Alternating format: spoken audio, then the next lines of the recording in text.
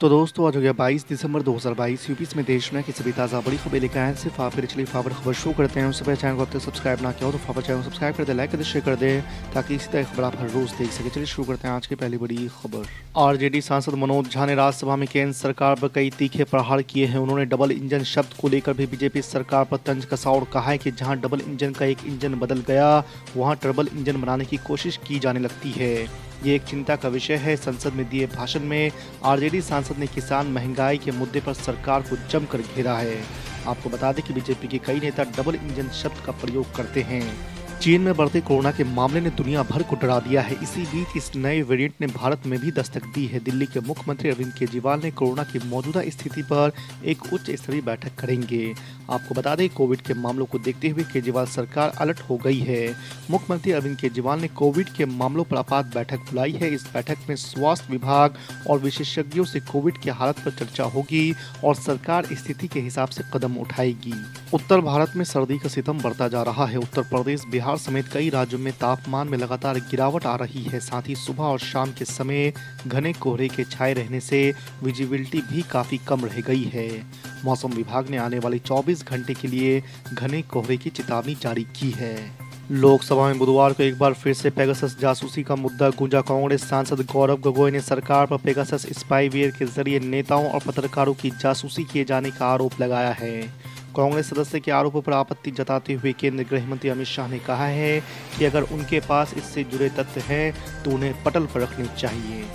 Allahabad high court ने राज्य सरकार से पूछा है कि वाराणसी में ज्ञानवापी स्थित श्रृंगार गौरी की नियमित पूजा पर उनका क्या कहना है। इस पर राज्य सरकार की ओर से कहा गया है कि ये याचिका व्यवहार प्रक्रिया संहिता के आदेश 7 नियम 11 के तहत दाखिल की गई है, इसलिए इस सदर पर सरकार को अपना पक्ष रखने की जरूरत नहीं है।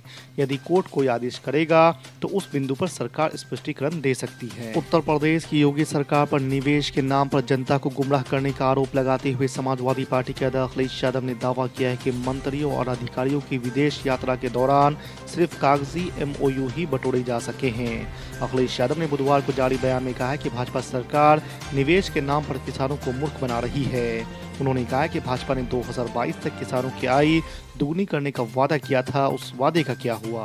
बिहार में जेडीयू के प्रदेश उपाध्यक्ष संजय सिंह ने सांसद सुशील मोदी से सवाल किया है कि आप साफ साफ क्यों नहीं कहते हैं कि भाजपा शराबबंदी के पक्ष में नहीं है।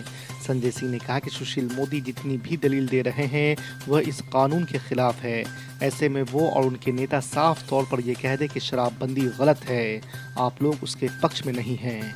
अमेरिका और चीन में कोरोना के बढ़ते मामलों के बाद केंद्र सरकार ने नई एडवाइजरी जारी की है। साथ ही केंद्रीय स्वास्थ्य मंत्री डॉक्टर मनसुख मांडविया ने देश में कोविड-19 स्थिति पर आज वरिष्ठ अधिकारियों और विशेषज्ञों के साथ बैठक करेंगे। इस बीच बिहार के मुख्यमंत्री नीतीश कुमार ने कहा है कि कोरोना को लेकर हम लोग अभी भी सक्रिय हैं, इसकी जांच हम लोगों ने बंद नहीं की है।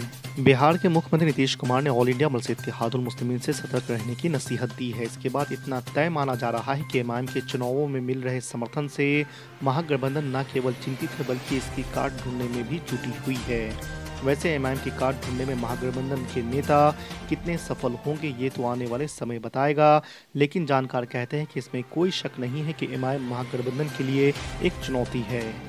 अमेठी के सांसद और केंद्रीय मंत्री स्मृति ईरानी को लेकर दिए अपने बयान पर कांग्रेस नेता अजय राय घिर गए हैं। यही नहीं, यूपी के अपने प्रांतीय अध्यक्ष के बयान पर कांग्रेस भी घिरती दिख रही है। अजय राय ने सोमवार को अमेठी का जिक्र करते हुए कहा था कि ये सीट तो गांधी परिवार की है और हम चाहेंगे कि राहुल गांधी यहां से फिर चुनाव लड़े। इससे आगे उन्होंने कहा था कि स्मृति ईरानी तो बाहरी है, वो अमेठी में कोई काम नहीं करती है और लटके झटके देकर चली जाती है। उनकी इसी टिप्पणी को लेकर बवाल मच गया है। स्मृति ईरानी ने इस पर सीधे गांधी परिवार और राहुल गांधी पर ही हमला बोल दिया है। मध्य प्रदेश विधानसभा अध्यक्ष गिरीश गौतम ने कांग्रेस के अविश्वास प्रस्ताव को स्वीकार कर लिया है। अधिकारियों ने बताया कि बुधवार को इस पर चर्चा कराई जाएगी। साल 2011 के बाद से मुख्यमंत्री शिवराज सिंह चौहान के खिलाफ इस तरह का यह पहला अविश्वास प्रस्ताव है। इस अविश्वास प्रस्ताव को लेकर कांग्रेस ने बड़ी तैयारी की है। वहीं शिवराज सिंह चौहान की सरकार ने भी कांग्रेस के हमले से बचने के लिए कमर कस ली है। मध्य प्रदेश के गृह मंत्री नरोत्तम मिश्रा ने इस अविश्वास प्रस्ताव पर कहा है कि नेता प्रतिपक्ष गोविंद सिंह को ऐसा प्रस्ताव पूर्व मुख्यमंत्री कमलनाथ के खिलाफ लाना चाहिए था। दिल्ली के उपराज्यपाल वीके सक्सेना ने आम आदमी पार्टी से 97 करोड़ रुपए वसूलने के आदेश दिए हैं। इसके बाद भारतीय जनता पार्टी ने अब आम आदमी पार्टी को निशाने पर लिया है। आपको बता दें कि दिल्ली विधानसभा में नेता प्रतिपक्ष रामवीर सिंह बिदोड़ी ने आरोप लगाया कि ये सरकार का विज्ञापन घोटाला है। इसके साथ ही बीजेपी नेता ने इस मामले में सीबीआई जांच की मांग की है। बिहार के छपरा जिले में जहरीली शराब पीने से 70 से ज्यादा लोगों की मौत का मामला मंगलवार को एक बार फिर से संसद में गूंजा। इस मामले की जांच के लिए राष्ट्रीय मानवाधिकार आयोग की टीम छपरा का दौरा करने जा रही है, जिसे लेकर बवाल शुरू हो गया है। राज्यसभा में कांग्रेस की लीडरशिप में विपक्षी दलों ने इस मुद्दे को उठाया और वॉकआउट कर गए। कांग्रेस के अलावा बिहार की सत्ताधारी पार्टी आरजेडी जेडीयू ने इस मुद्दे पर हंगामा किया। यही नहीं, तृणमूल कांग्रेस ने इस मुद्दे पर एकता दिखाई। इन सभी दलों ने भाजपा के नेतृत्व वाली केंद्र सरकार पर आरोप लगाया कि वो मानव अधिकार आयोग का बेजा इस्तेमाल कर रही है। भारत जोड़ो यात्रा में व्यस्त कांग्रेस नेता राहुल गांधी ने मंगलवार को प्रधानमंत्री नरेंद्र मोदी पर एक बार फिर से कटाक्ष किया है। राहुल गांधी ने कहा है कि प्रधानमंत्री जी, मित्रों को मेवा खिलाना बंद करिए, सेवा कीजिए। राहुल गांधी का यह बयान राजस्थान सरकार की घोषणा के बाद आया है, जिसमें अशोक गहलोत सरकार गरीब परिवारों को प्रतिवर्ष 500 रुपए की रियायती दर पर 12 रसोई गैस सिलेंडर उपलब्ध कराएगी। उत्तर प्रदेश विधानसभा चुनाव में बुरी तरह से मात खाने के बाद बसपा अध्यक्ष मायावती यूपी निकाय चुनाव की तैयारियों में जोर शोर से जुट गई है। अपने सिंबल पर निकाय चुनाव लड़ने की पहले ही घोषणा कर चुकी मायावती ने मंगलवार को संगठन में बड़ा बदलाव किया है। विश्वनाथ पाल को यूपी बसपा का नया प्रदेश अध्यक्ष बनाया गया है। इस बीच मेयर प्रत्याशियों की भी घोषणा होने लगी है। मंगलवार को सहारनपुर में इमरान मसूद की पत्नी को मेयर का प्रत्याशी घोषित कर दिया गया है। 9 दिसंबर को अरुणाचल के तवांग क्षेत्र में हुई झड़प के बाद विपक्षी नेता लगातार केंद्र सरकार पर हमलावर है। सोमवार को ही एमआईएम चीफ असदुद्दीन ओवैसी ने प्रेस कॉन्फ्रेंस कर सरकार को घेरने की कोशिश की। ओवैसी ने कहा है कि चीन के मुद्दे पर हमने बफर जोन बनाने की गलती की है। असदुद्दीन ओवैसी ने केंद्र सरकार पर निशाना साधा और कहा कि मोदी सरकार पारदर्शी नहीं है, वो आधा सच कहते हैं, वो भ्रामक तथ्य बताते हैं। एमआईएम प्रमुख ने सेना को बहादुर बताते हुए सरकार को घेरा है। महाराष्ट्र में अचानक देवेंद्र फडणवीस को मुख्यमंत्री बनाने की आवाजें उठने लगी है। ये आवाजें कहीं और से नहीं बल्कि भाजपा के खेमे से उठ रही है। महाराष्ट्र में भाजपा के प्रदेश अध्यक्ष चंद्रशेखर बावनकुले ने बीते दिनों कहा था कि मेरी ख्वाहिश है कि देवेंद्र फडणवीस मेरे कार्यकाल में ही मुख्यमंत्री बने।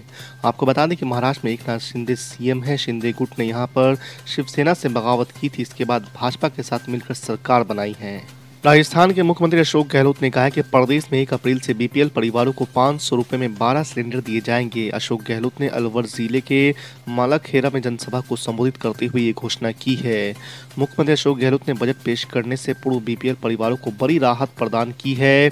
अशोक गहलोत ने कहा कि देश में महंगाई की मार से आम जन त्रस्त है। पीएम मोदी ने उज्ज्वल योजना के नाम पर नाटक किया था।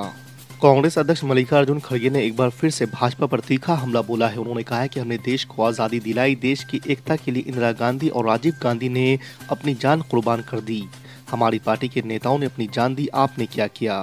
मल्लिकार्जुन खड़गे ने आगे कहा कि आपके घर में कोई देश के लिए कुत्ता तक मरा है क्या किसी ने कोई कुर्बानी दी है? मल्लिकार्जुन खड़गे के इस बयान पर विवाद खड़ा हो सकता है। आपको बता दें कि इससे पहले गुजरात चुनाव में खड़गे ने पीएम मोदी की तुलना रावण से कर दी थी। इस पर भी काफी बवाल मचा था।